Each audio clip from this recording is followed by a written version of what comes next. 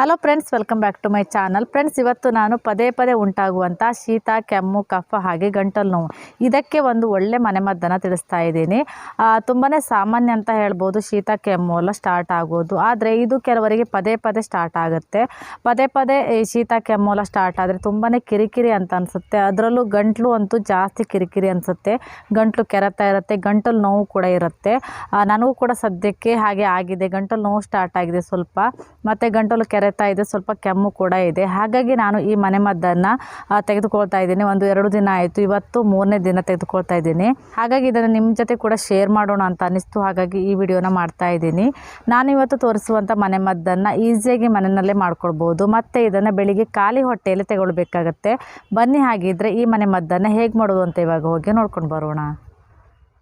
ಈ ಮನೆಮದ್ದನ್ನು ಮಾಡೋದಕ್ಕೆ ನಾನೊಂದು ಚಿಕ್ಕ ಬೌಲನ್ನು ತೆಗೆದುಕೊಂಡಿದ್ದೀನಿ. ಇದಕ್ಕೆ ಇವಾಗ 1/4 ಟೀ ಸ್ಪೂನ್ ಆಗುವಷ್ಟು ಪೆಪ್ಪರ್ ಪೌಡರ್ ಅಥವಾ ಕಾಳು ಮೆಣಸಿನ ಪುಡಿಯನ್ನು ಹಾಕ್ತಾ ಇದ್ದೀನಿ. ನೀವು ಚಿಕ್ಕ ಮಕ್ಕಳಿಗಾದರೆ 1/4 ಟೀ ಸ್ಪೂನ್ ಹಾಕಬೇಡಿ, ಸ್ವಲ್ಪ ಕಮ್ಮಿ ಹಾಕಿ. ದೊಡ್ಡವರಿಗಾದರೆ 1/4 ಟೀ ಸ್ಪೂನ್ ಹಾಕ್ಬೋದು. ಪೆಪ್ಪರ್ ಪೌಡರ್ ತುಂಬಾ ಒಳ್ಳೆಯದು. ಇದು ರೋಗನಿರೋಧಕ ಶಕ್ತಿಯನ್ನು ದೇಹದಲ್ಲಿ ಹೆಚ್ಚಿಸುತ್ತೆ. ನೆಕ್ಸ್ಟ್ ಇದಕ್ಕೆ ಚಿಟಿಕೆ ಅರಿಶಿನ ಪೌಡರನ್ನು ಹಾಕ್ತಾ ಇದ್ದೀನಿ. ಈ ಅರಿಶಿನ ಪೌಡರನ್ನು ಹಾಕೋದ್ರಿಂದ ಗಂಟಲಿನಲ್ಲಿರುವಂಥ ಇನ್ಫೆಕ್ಷನನ್ನು ಇದು ಕಡಿಮೆ ಮಾಡುತ್ತೆ. ನಿಮ್ಮ ಮನೆ ಮಕ್ಕಳಿಗೆ ಪದೇ ಪದೇ ಶೀತ ಕೆಮ್ಮು ಎಲ್ಲ ಆಗ್ತಾ ಇದ್ದರೆ ರಾತ್ರಿ ಮಲಗಬೇಕಾದ್ರೆ ಹಾಲಿಗೆ ಸ್ವಲ್ಪ ಚಿಟಿಕೆ ಅರಿಶಿನ ಪೌಡರನ್ನು ಹಾಕಿ ಕೊಡುವಂಥ ರೂಢಿ ಮಾಡ್ಕೊಳ್ಳಿ. ಯಾಕೆಂದರೆ ಪದೇ ಪದೇ ಉಂಟಾಗುವಂಥ ಶೀತ ಕೆಮ್ಮುವನ್ನು ಇದು ತಡೆಗಟ್ಟುತ್ತೆ ಅರಿಶಿನದ ಹಾಲು. ಕೊನೆಯದಾಗಿ ನಾನು ಇದಕ್ಕೆ ಸ್ವಲ್ಪ 1/4 ಟೀ ಸ್ಪೂನ್ ಆಗುವಷ್ಟು ಜೇನುತುಪ್ಪವನ್ನು ಹಾಕ್ತಾ ಇದ್ದೀನಿ. ಜೇನುತುಪ್ಪವನ್ನು ಹಾಕಿ ಹಾಗೆ ಚೆನ್ನಾಗಿ ಒಂದ್ಸರಿ ಮಿಕ್ಸ್ ಮಾಡ್ಕೊಳ್ಳೋಣ. ಜೇನುತುಪ್ಪವನ್ನು ಜಾಸ್ತಿ ಹಾಕೋದಕ್ಕೆ ಹೋಗಬೇಡಿ, ಯಾಕೆಂದರೆ ಜೇನುತುಪ್ಪ ಸ್ವಲ್ಪ ಹೀಟ್ ಅಲ್ವ. ಹಾಗಾಗಿ ನೀವು ಶೀತ ಕೆಮ್ಮು ಕಫ ಗಂಟಲು ನೋವೆಲ್ಲ ಸ್ಟಾರ್ಟ್ ಆಗಿದೆ ಅಂತ ಪದೇ ಪದೇ ಡಾಕ್ಟರ್ ಹತ್ರ ಹೋಗಿ ಮೆಡಿಸಿನನ್ನು ತೆಗೆದುಕೊಳ್ಳೋ ಬದಲು ಈ ಮನೆಮದ್ದನ್ನು ಖಂಡಿತವಾಗ್ಲೂ ಒಂದ್ಸರಿ ಮಾಡಿ ನೋಡಿ. ಇದರಲ್ಲಿ ಕಮ್ಮಿ ಆಗುತ್ತೆ. ಮತ್ತು ನಿಮಗೆ ತುಂಬ ಗಂಟಲು ನೋವು ಏನಾದರೂ ಇದೆ ಅಂದರೆ ಸುಣ್ಣ ಮತ್ತು ಬೆಲ್ಲವನ್ನು ಸ್ವಲ್ಪ ನೀರಿನಲ್ಲಿ ತೇದಿ ಇದನ್ನು ಕತ್ತಿಗೆ ಹಚ್ಚಿ ನೋಡಿ ಹೊರಗಡೆಯಿಂದ.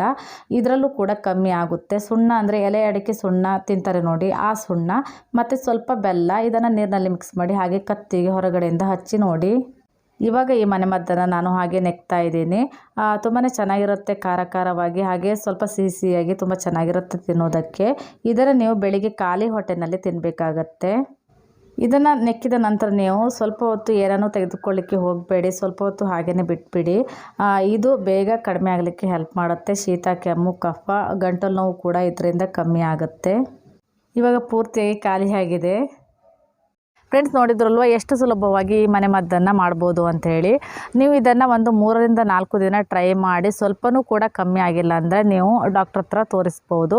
ಮತ್ತು ಇದನ್ನು ನೀವು ಮಕ್ಕಳಿಗೂ ಕೂಡ ಕೊಡ್ಬೋದು. ಮಕ್ಕಳಿಗೆ ಕೊಡಬೇಕಾದ್ರೆ ಸ್ವಲ್ಪ ಕೊಡಿ, ಯಾಕೆಂದರೆ ಕಾಳು ಮೆಣಸೆಲ್ಲ ಹಾಕಿದರೆ ಸ್ವಲ್ಪ ಖಾರ ಅಂತ ಅನಿಸ್ಬೋದು. ಜೇನುತುಪ್ಪ ಹಾಕಿರ್ತೀವಲ್ವ, ಸ್ವಲ್ಪ ಸಿಹಿ ಆಗುತ್ತೆ. ಆದರೂ ಕೂಡ ಜೇನುತುಪ್ಪವನ್ನು ಜಾಸ್ತಿ ಹಾಕ್ಬಾರ್ದು, ಯಾಕೆಂದರೆ ಜೇನುತುಪ್ಪ ಸ್ವಲ್ಪ ಹೀಟ್ ಅಲ್ವ. ಹಾಗಾಗಿ ಮಕ್ಕಳಿಗೆ ಕೊಡೋದಾದ್ರೆ ನೀವು 2-3 ದಿನ ಕೊಡ್ಬೋದು.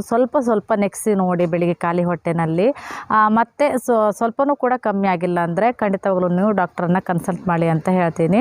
ಫ್ರೆಂಡ್ಸ್, ಐ ಹೋಪ್ ಈ ವಿಡಿಯೋ ನಿಮಗೆ ಯೂಸ್ಫುಲ್ ಆಗಿದೆ ಅಂತ ಅಂದ್ಕೊಳ್ತೀನಿ. ಯೂಸ್ಫುಲ್ ಆಗಿದೆ ಪ್ಲೀಸ್ ಒಂದು ಲೈಕ್ ಮಾಡಿ, ಹಾಗೆ ಈ ವಿಡಿಯೋನ ಆದಷ್ಟು ಜನರಿಗೆ ಶೇರ್ ಮಾಡಿ.